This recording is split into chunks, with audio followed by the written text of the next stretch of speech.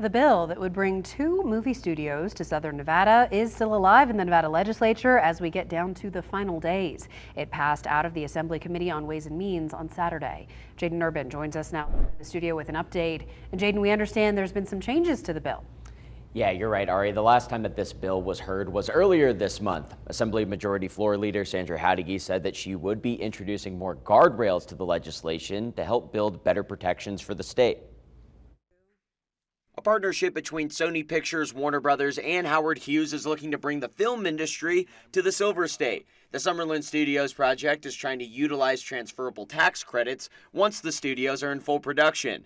One of the first amendments to the bill is increasing those tax credits the studios can get from $80 million to $95 million a year.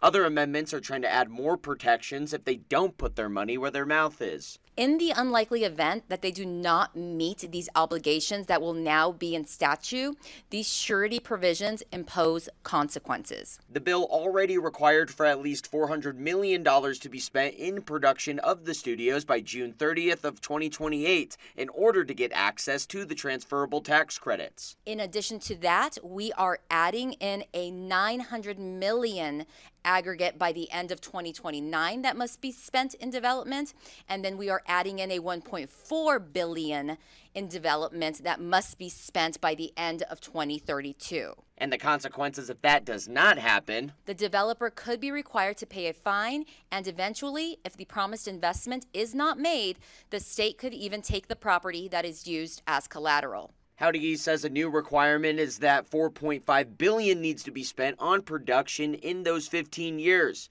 There is also milestones the studios will now have to meet starting July 1st, 2028. 6 years from then, $600 million must be spent every 2 years. Then for the next 9 years, $9 million must be spent. If that spending isn't being met, repayments will be required. If the production spending does not meet the required threshold under the rolling periods, then repayments ranging from $2 million to $50 million are required, and these repayments go to the state general fund. Another thing included in the bill now is increased transparency. The project must be very detailed with how it's using the transferable tax credits.